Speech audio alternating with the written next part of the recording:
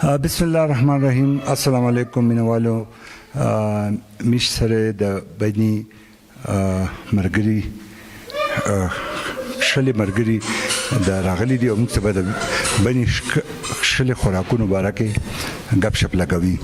نو سر ستاسو نام؟ ریاض خان. او سر ستاسو؟ پیرزاده دلفراز خان.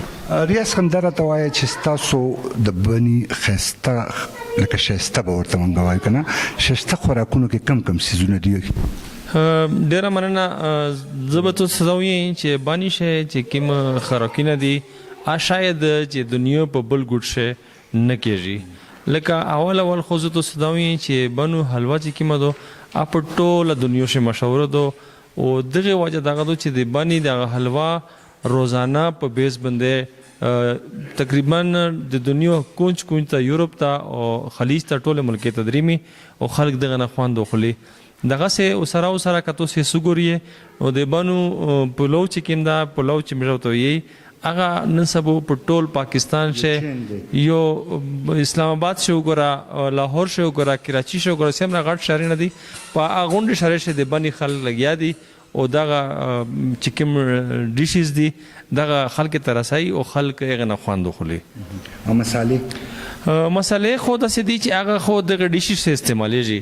لکه پیلو خپل مثال دو د بني پنده چې کیمه دو چې هغه ته مشت کې موجوده وزیر اعظم دا عمران خان دا چې کله ورلد کپ نه بعد بنو دورې باندې رغلو نو بني چې ذاکر خان چې کرکټ بورډ شي یو اهم عہده باندې دا ایغه والد صاحب د پروګرام کړو ز خپل ازیکا په پروګرام شه موجودو نو ډېر ډیشیز خو سره پینډا یاوه نو عمران خان چې روغه پینډا وکړل هغه پینډا یو خوستله نو صرف هغه شی یو خور چې دا خو ډېر ډیلیشیس ده. حالانکه عمران خان خو ویسټ پته شو از استر شو خو دا چې کومه د خوړل نو هغه نه ډېر خوند خو هغه د میز د کوم مثالې دي د سپیشلیټي دغه مثالې دو. پریسر تاسو راخته راځو تاسو راته د وایي چې تاسو د حلوا خو مشهور ده د دلبر یا د بلبل دا کورونو کوم جوړوي خلک. نو زه غواړم چې تاسو مینوالو ته دغه د سونه حلوا دا ټیپ ورکه چې یو 2 کیلو یا 3 کیلو پیوي شوده چې ورته موږ وایو نو د کې به سونه طریقې یو سبا اساسه باچو چې هغه شان حلوا جوړ شي. مننه.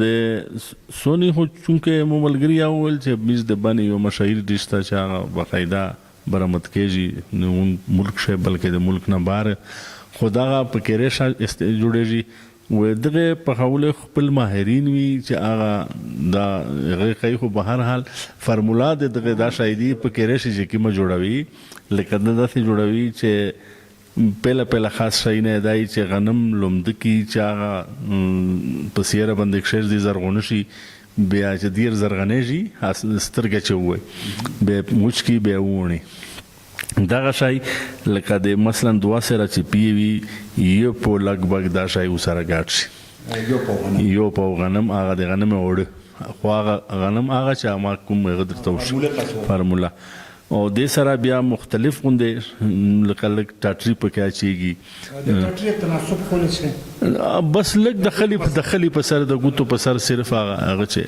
شي د ګوتو په سر یعنی خلی په سر ورچوي چې هغه پیه په شي غشي او د دو دنه دور شي داسې مختلف ډرای فروټ یا د شینا ورچېږي. بیا دغه مطلب دا چې دغه بس ير بال شي او په خپل مخصوص یو غدا میجور تلوانډي وي پاشه اخکای بیا دا ور ډیر وخت په باندې تیرې تقریبا یو ډیش ته جوړاوي 2-3 غنټه ټیم وخلی به دا حلوا جوړه شي. مینوالو دا د بني شله مشران چې متخشله خوراکونه د بني او شایل او زموږ د پروګرام جواد خان تنګي په یوټیوب او په فیسبوک ساده جون ګوره موږ ته فیډبیک راکړه. مننه ډیره مننه. ثانکس. ډیره